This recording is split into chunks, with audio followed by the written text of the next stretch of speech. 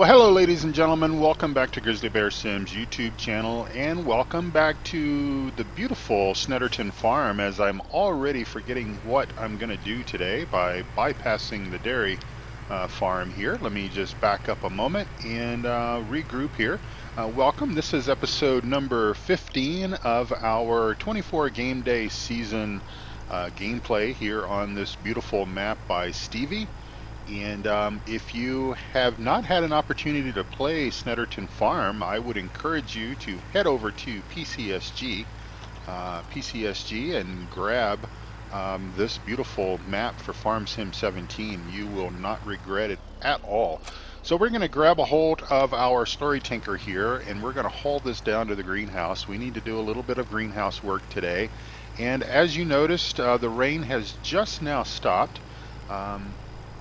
But we've still got, we've still got wet crop situation, we've still got wet ground situation, and quite honestly, the ground saturation is so much at this particular point in time that I don't even want the boys, that being Billy Bob and Jack, out messing about in the fields at all. We have spent a great deal of time, energy, money in the form of obviously diesel and other, just labor and everything to get our fields prepped after the long, hard fall and winter and early spring transition periods. And the last thing I want them to do is get out there in those fields trying to do anything at all. We still have some planting that we need to do. We still have some fertilization that we need to do, and some cultivation and stuff like that. But at this particular point in time, it does not do us justice to get out there and do any of that work right now, because we would literally just be, I think, setting ourselves back even further by putting tractor tires out there in this on these fields. So we are going to, at least for right now, at least for this morning, the boys are going to be doing other things around the farm, mainly getting ready for planting tomorrow, or maybe even this afternoon. We might be able to start this afternoon, but we do have sunny skies and clear skies, sunny skies the rest of today, and forecasted for all day tomorrow, Thursday. So we're going to have to turn my blinker off. We're going to have to basically take advantage of the next day and a half at least, and get some work done, get some field work done, and we'll certainly do that. But now's a good time, today's a good time, or at least this morning is a good time to come down to the compost facility and kind of do a little bit of work down here with our greenhouses and with our compost facility, our compost equipment and such as that. And so obviously you've all seen this before. Sort of the nature of the 24 game day challenge is, and my blinker is still on.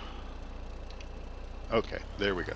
The nature of the 24 game day challenge and everything is such that I need to do much of this work to keep these things going, to keep these production facilities running, just like you have to do on occasion whenever, if you're playing these types of maps with these types of facilities and such. And so the work's got to be done. Whether I do the work sort of on camera or not is sort of it's sort of up to me, I suppose. I know that you guys probably would be okay with maybe not seeing so much repetition, and I am trying to obviously avoid a lot of that, but I'm also trying to make sure that I can keep content coming out on the channel on a fairly regular basis. And I've got some things I'm going to talk about today that will kind of help you understand my struggles that I'm going to have in the next day or two or three, with regard, well, actually the next, it could be day or two or three within real time, but right now, as far as what is concerned here, this is the 20th of September. Today is my wife's birthday, by the way, and it's still early. It's still quite early in the morning. She has not woke up yet, got up, And so it is Thursday, or I'm sorry, it is Wednesday, the 20th of September. And one thing that we started doing a very long time ago, and I may have already talked about this, and my apologies if I have, but one thing that we have started doing a long time ago, I guess sort of after putting in maybe, I don't know, 10 years or so, she and I are both coming up on 19 years with the company that we work for. And so one of the things that I think that she and I both started doing, especially once we met each other, was we basically sort of developed the philosophy that, well, we're not going to work on our birthday anymore, because, well, we just really don't have to. Um, and so we have basically started the routine of our birthdays. We take that time off, and we do something, and if it's in the middle of the week, sort of like this situation is, obviously with her birthday being on Wednesday, we're just taking the one day off for her birthday. And so we are planning on driving down to Colorado Springs this morning, and having visiting a little community called Manitou Springs. Manitou Springs is at the base of Pikes Peak. Um, and so you might be familiar with Garden of the Gods. That is a sort of a red rock formation. It's not red rock, so if you have enjoyed watching concerts on TV, or maybe if you've even had the opportunity to attend Red Rocks in Denver, then, or actually kind of technically Morrison, then you know what that is. But this is Garden of the Gods is a red rock formation. Obviously, the name Colorado means color red, obviously, and so there's a lot of the rock formations and everything is sort of a reddish color, and so the Native American Indians called it Colorado. Well,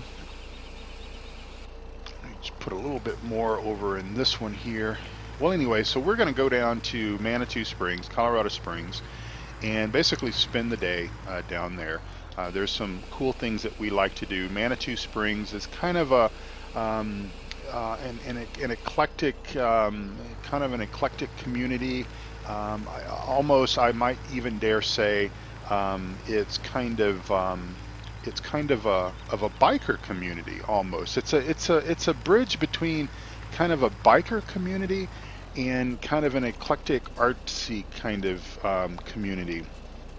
And the two get along very, very well, I might say. And I absolutely love. I've got many friends who are bikers, and I'm talking about motorcycle bikers like Harley riders and such, not cyclists like bicycle.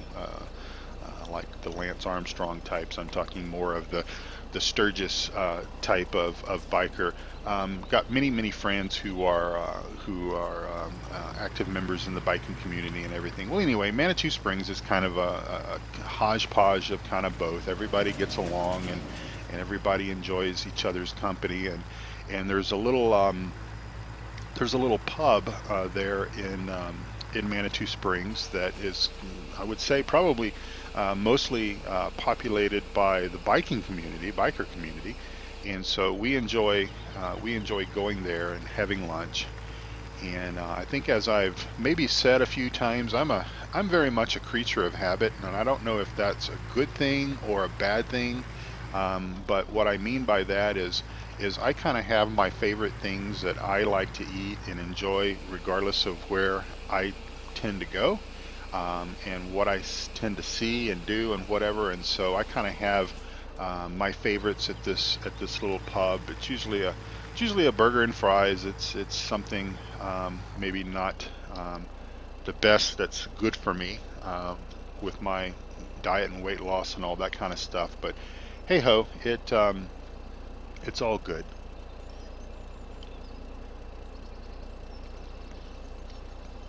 And then most likely after lunch, most likely we will arrive there in Manitou Springs about lunchtime, and then most likely after lunch we'll walk around some of the shops there, And then we will head over to Garden of the Gods. There's a few things. Garden of the Gods is part of the Colorado Springs Parks and Recreation system, and it's absolutely free.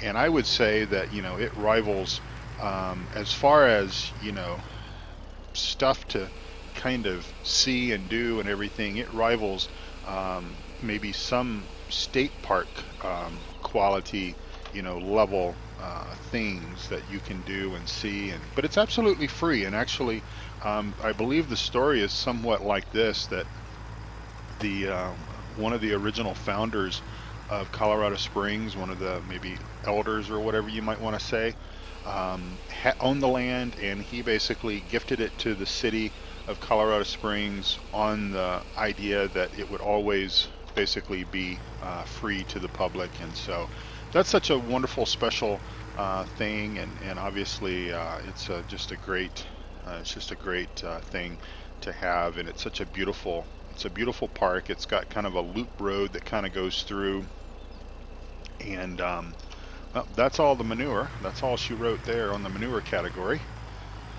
We'll have to get the boys to get busy hauling some more slurry and straw down here to make up the manure component and get that going again. But we can do that. We'll do that off camera.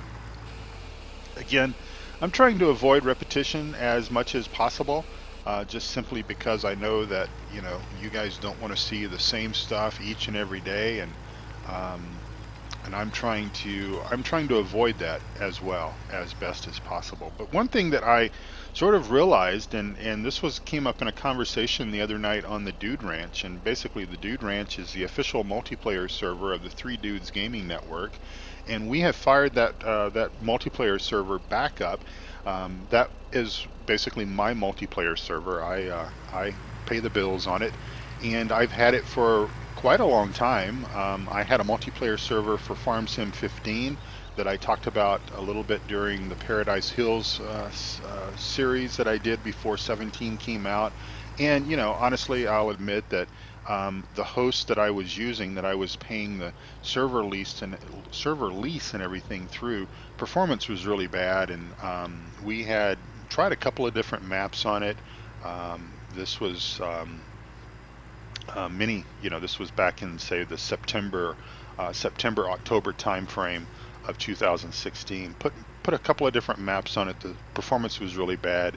When 17 came out, I did change hosting companies, and basically the hosting company that I went with, which is called Very Games, by the way, they have top-notch performance. Their servers are, for whatever reason, they have not oversold them. They have not oversold the services or anything like that. And so that's, I think, part of the problem with some of these hosting companies, is that they try to compete with very inexpensive server packages, but they're throwing dozens of customers onto the server. And so what that translates out to is, basically a lot more gamers that are trying to vie and occupy this amount of space, this amount of server capacity and throughput and all that kind of stuff. And so it's just a little bit of a problem. So we're gonna pop around the truck there, because I happen to spy with my little eye a gold nugget back here, and I don't know if we're gonna actually collect all the gold nuggets. We've got 6 out of 100 so far, so they haven't yet been revealed as far as all the other 90 on the map. We'll go in through the correct door, Jerry. Anyway, I saw that when I figured, okay, well, let me go ahead and get it. All right, so we've got this guy here filled up and running. We've been trying to keep him. It's pretty simple. I mean, it just requires compost, no water or anything like that. So we're going to head on back to the compost facility, and we're about halfway into this episode here. So again, thank you all so much for tuning in each and every time. And I have a feeling I was going to say more about the. Oh, I know what I was going to say about the Dude Ranch. Yeah, the Dude Ranch is the official multiplayer server of the Three Dudes Gaming Network. But we fired it back up with Bullet Bill's The West Coast map, and we had our first major session on it, I suppose. Myself, Farmer Klein, Doug Zorley, we're all on the multiplayer server with maybe three or four other, of our subscribers or viewers or friends or whatever on Saturday night. And Farmer Klein mentioned this himself, and when he was talking about it, I'm like, you know something, that is sort of true.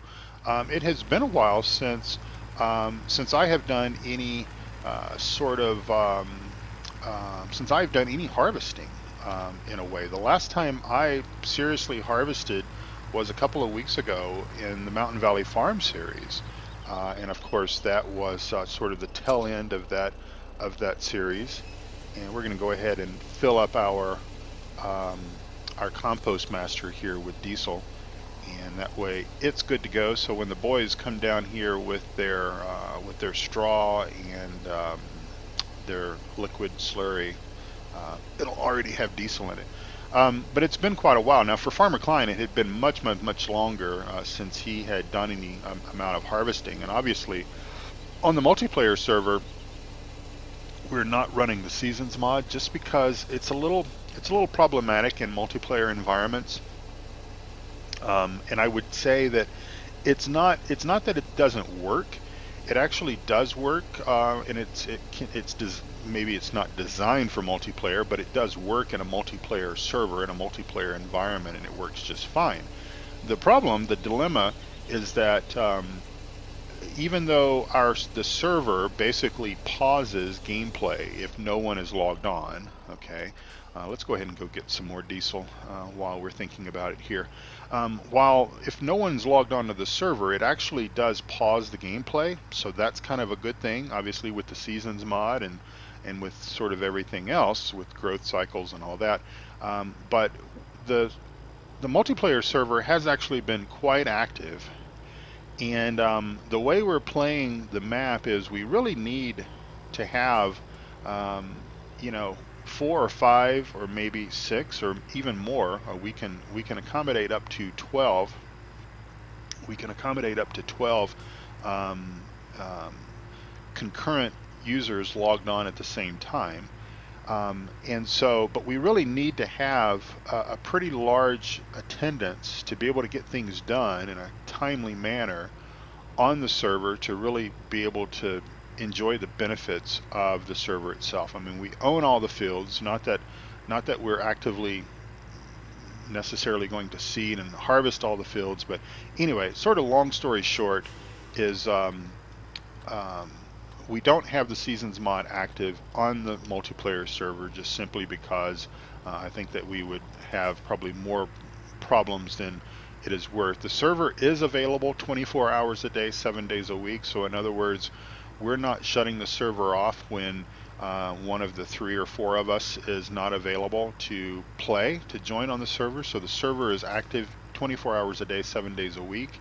Obviously, this is kind of a good thing because what that means is it means that if you want to jump on with your friends, if you live in a different time zone and you want to jump on with your friends to enjoy the multiplayer server, you certainly can do that. I'm just not wanting to run over that lady there, and it's 11 o'clock and our bells are striking, and we'll go ahead and refill our diesel tanker here. So in any event, that's sort of the story about the multiplayer server. And again, also, it's been a while since we've done any harvesting, or it's been a couple of weeks for me. It's been even more for Farmer Klein, as he was explaining. And that's really what got me on this whole story about the multiplayer server and all that good stuff. And so yeah. But the West Coast, are you guys playing the West Coast outside of the multiplayer server if you're running your own private virtual farming empires on the West Coast? How are you enjoying it? It's a big map. It's a really big map, as a matter of fact. Let's go ahead and go here before that guy gets in our way. It's a very big map, and I mean, it's a huge map. It really, really is. And I have not spent that much time, obviously, on the multiplayer server setting it up. Duck Zorley did most of the setup. When I loaded the map up, before I kind of turned things over to him, because he's our setup guy as far as the multiplayer server goes. I upload all the mods to it through the sort of the owner's control panel and stuff like that. And then Farmer Klein and Doug Zorley are both moderators or admins on the server. And so Doug Zorley goes in and sets everything, configures the map up the way that we kind of want to play, with the kind of equipment that we want to use, and all that kind of stuff. And um, so I drove around a little bit, while I was kind of setting things up and just testing it to make sure everything was working fine. But quite honestly, it's a huge map, and it's easy. It's very easy to get lost. I was really struggling, and it takes me a while. Quite honestly, it takes me a while to learn a map, especially, I mean, on this map here, I can get from the main farm to the compost facility fairly easy without having to really look at the map. I kind of know which road and the little shortcut to take and all that kind of stuff. And I'm starting to learn my way around Thornton Farm as well, as far as how I need to get to my various fields and how I need to get to that sort of stuff. I've yet to really, obviously, since we haven't done any harvest on Thornton Farm, I don't know where all the sell points are, but I also don't know where all the sell points are on this map either. Let's see. We're selling. I was wondering why those were disappearing. I think we ought to go ahead while we're down here and while we're sort of doing this, spending the day down at the compost facility, which is most likely what this episode is going to be about. Let's go ahead and tend to our water, top our water situation off here, and hopefully our trailer's filled up. And so it takes me a little while, like it does probably each and all of you, to sort of get the whole gist of where things are. And I know, my dear friend Mike, Reefy1952, which, by the way, folks, if look at that post. Did you see that post jump out in front of me? I sure did. If you are not a subscriber of Mike, of Reefy1952, I really think that you should probably go and subscribe to his channel. It's a certainly worthwhile channel to subscribe to. I really like Mike's storylines, and just a great guy. And we are emptying water. Okay. And so Mike had even mentioned that sometimes he still gets lost on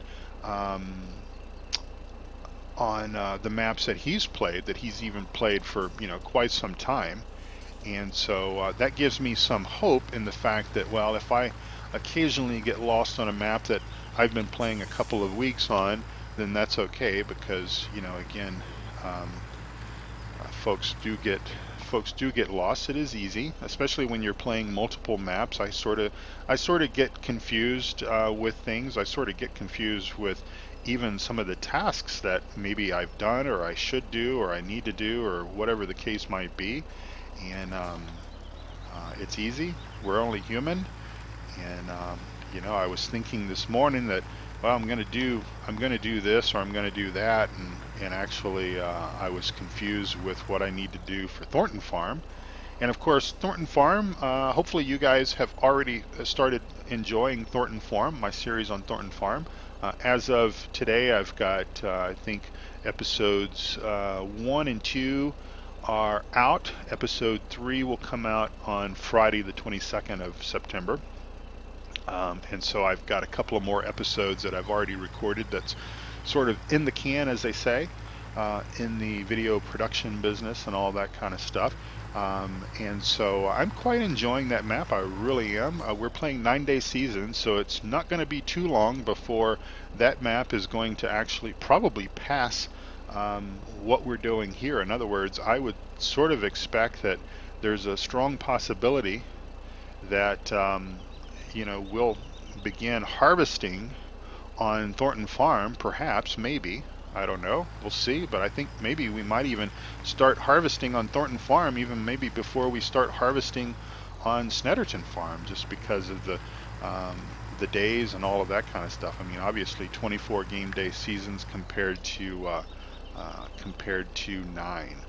But anyway, I really enjoy that map. I'm enjoying the role play, and I think maybe I want to think I'm not the best at this. I'm certainly not the storyteller of a Eustace Farmer or Bipolar Prophet or Mike Reefy 1952. Um, but I am, I think, trying at least. I'm trying my best, and that's all. Ooh, I just barely missed the front of that truck. That's all I can really do. I can just try, and but I'm coming up with some interesting storylines, some things to share with you. A lot of it, um, admittingly, I will admit that a lot of my storylines and such is based on some of the British television that my wife and I watch. Obviously, I've at some point, I can't remember which episode it was, um, maybe episode number 4 or 5, I can't remember now. I introduce you to another local character in the Cotswolds. Happens to be our local parish priest named Father Brown. Father Brown is a character on BBC program called Father Brown. It's a sort of a remake of an older series that was called Father Brown. Of course, my wife and I really enjoy the new series. We enjoy the character that is playing Father Brown and the other supporting characters and everything. Well, Father Brown is obviously he's a Catholic priest that lives and um, serves the Cotswolds area for the little Catholic church there. And but he's also a sleuth, a crime sleuth, a murder sleuth, sort of. He has a fascination with solving crimes. He's not necessarily a private investigator per se, but he certainly enjoys that aspect of it, and so he's out helping the local authorities solve crimes, and it's a drama, but it's also quite comedic at times as well. All right, so we're going to go around the circle here, and that way that'll make backing up to the water trough or the water tanks over here a little bit easier. We'll be at a little bit better angle. I could have probably done it from where we were parked, but hey, um, you know me, I'm I'm backwards challenged, especially when I'm speaking. Um, and there we go. And we'll fill this up. What we'll do here is we'll just go ahead and empty the tank, or fill the tank up, to fill these up to capacity, I guess is what I'm trying to say. And then we will reposition this and then head back to the main farm, and it's going to be an episode. So this has really been an episode of spending some time down at our compost facility, but it's such a wonderful little facility. I absolutely love the fact that Stevie put these items all together. So essentially, with the exception of your core components of the liquid manure or the slurry, the straw, or whatever other component you want to run through the compost master. Now keep in mind, you can put anything in the compost master. You can put wood chips, you can put manure, you can put you can dump your grains in there if you want to. You can put grass, you can put hay, you can put straw.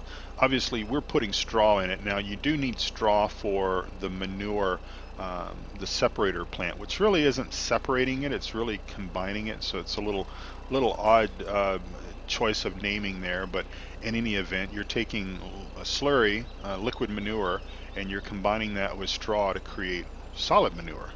But it's wonderful how everything is just sort of centrally located, and you can leave a vehicle down here, like our little Fliegel truck here, part of the AR pack. You can leave that down here, and and service all of your little facilities here. And then it's not too far to our manure package, or I'm sorry, our compost packaging facility. So that's sort of an easy little jaunt up the road.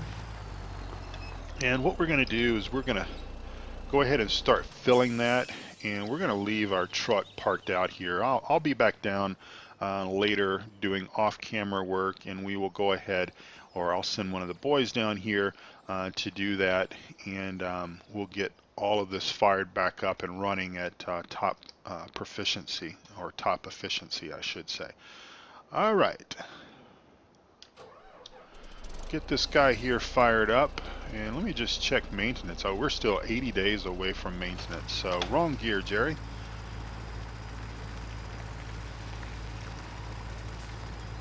Anyway, I think I was asking you guys about the West Coast, how you like it, are you playing it, what you like about it, what you dislike about it, all that kind of stuff. And of course, you know, I still think if you haven't played this map yet, I still think you should give Snetterton Farm a good solid try, whether you do it on the 24 game day season cycle, or whether you play it in a more shortened cycle of maybe 6 game days, or maybe 9 game days. 9 game days, I've got to say, is working fairly well for Thornton Farm. I think that we own enough fields, and certainly when we come back around next season, I am going to try to play basically a season and a half on that map.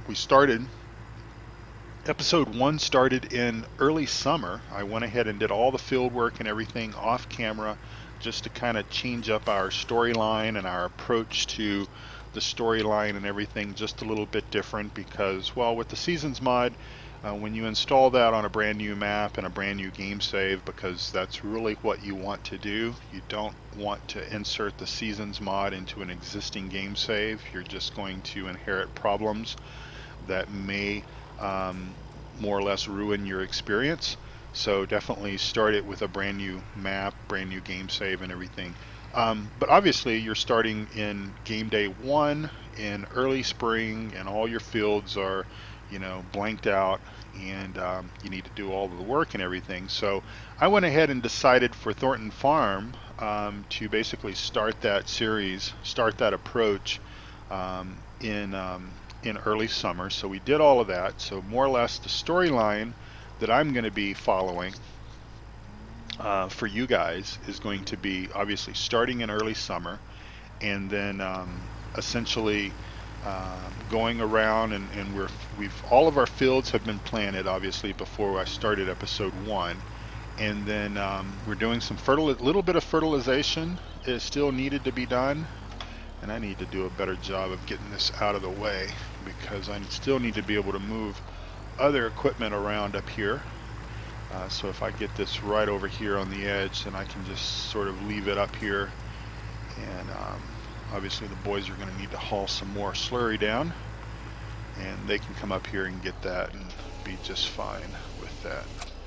Alright, so we will go ahead and head on back down, and then I'm going to end the episode, because I think I have put you guys through enough torture watching me manage the compost facility for another game day. But again, it's just work that needs to be done, and I've got to do it again regardless of whether I record an episode or not. Excuse me. And so yeah, anyway, I hope you all are enjoying my series. I hope you all are enjoying my channel. I'm just gonna look here and see when this series ends, or when this series, or when I think this episode is going to air. I believe this episode is going to air on the 28th of September. So yeah, I am, you know, about 8 days ahead or so. And by the way, the 27th of September, and I will obviously talk maybe a little bit about this in one of my other episodes if I can remember, but the 27th of September marks the 1-year anniversary of the Grizzly Bear Sims YouTube channel, from the standpoint of creating regular content, regular farm sim content. Episode number 1 of Paradise Hills on Farm Sim 15 kicked off on the 27th of September of 2016. And so I am very pleased to mark my 1 year anniversary. Obviously, that would have been yesterday, as you guys are watching this. If I've got my episodes in order here, you would have seen that. So I'm very I'm very thankful for each and every one of my subscribers and my friends for continuing to watch my episodes, continuing to be active in the comments, continuing to be active, engaging in conversation, whether it be about Farm Sim 17 or about anything else over on my Discord channel. And of course, hanging out with us all over at Three Dudes Gaming Network or PCSG. So, the word of the day, I almost forgot. The word of today is going to be 1 year anniversary.